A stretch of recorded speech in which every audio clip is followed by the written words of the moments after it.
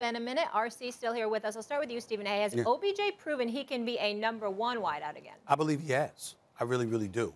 I know that he's had only 100 receiving yard this season as a Los Angeles Ram.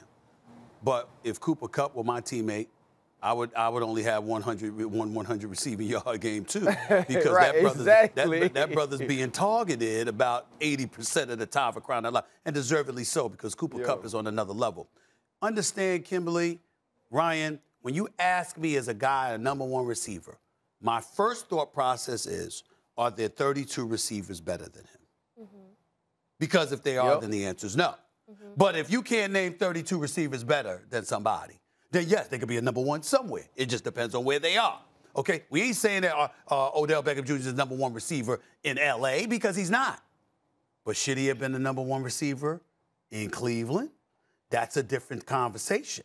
And so when you look at it from that perspective, you also got to take into account, is Matthew Stafford, Baker Mayfield, or vice versa? We know the answer to that question, okay? So I just look at it and I say yes. And the thing about it for me, a lot of people owe this guy an apology. Now, I'm going to take it to a place where people don't want me to take it, but I don't give a damn. I'm me, okay? The brother got a bad rap. Let's think about this for a second.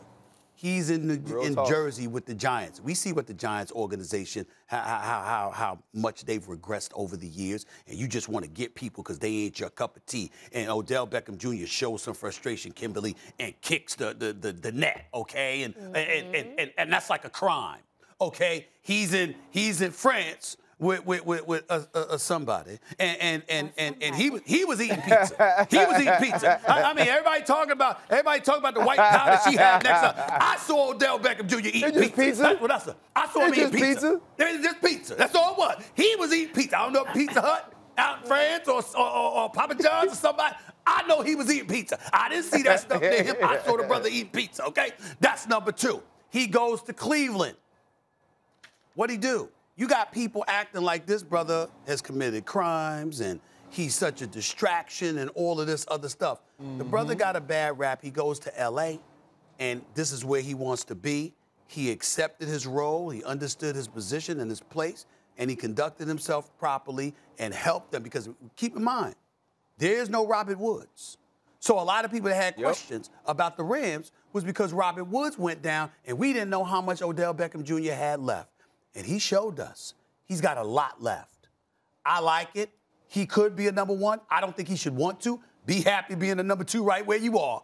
But does he have the talent to be a #1 still? Yes, the hell he does.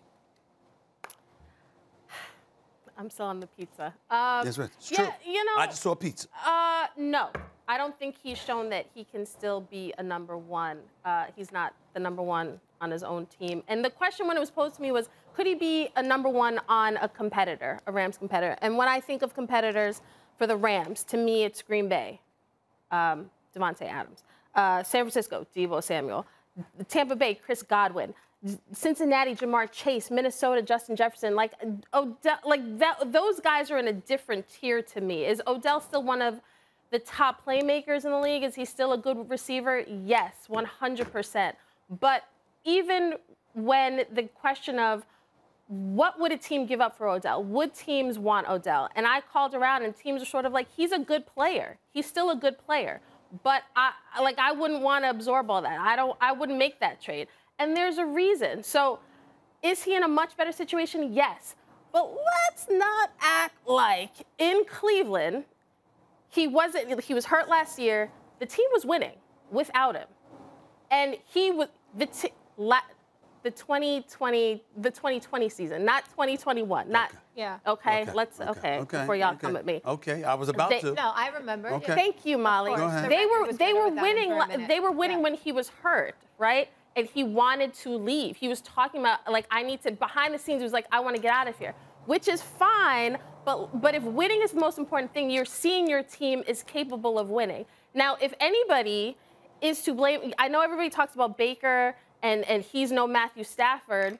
Look at the head coach, Kevin Stefanski. You want to look at somebody, he should have figured out how to make Odell work. But really, the issue in Cleveland is they don't have a #1 receiver because they got Nick Chubb and Kareem Hunt. So I understand Odell is happier in this situation. That's great. but to automatically think, well, because he's balling out with the Rams, that he's suddenly a number one wide receiver, like that's just a bit much. And if he wins a championship this year, his father is the MVP of the league for orchestrating him getting out of Cleveland. We don't like disagree that there. You know what? We don't disagree with the that's last a good part. Yeah, you know what? I like the last part. The That's a rest great of the take. take, no. But go ahead. Go ahead, RC. Yeah, that's a great take. Listen, Kimberley A. Hater, I need you to listen up a little bit, right? Don't ever use the Cleveland Browns as our litmus test for any damn thing.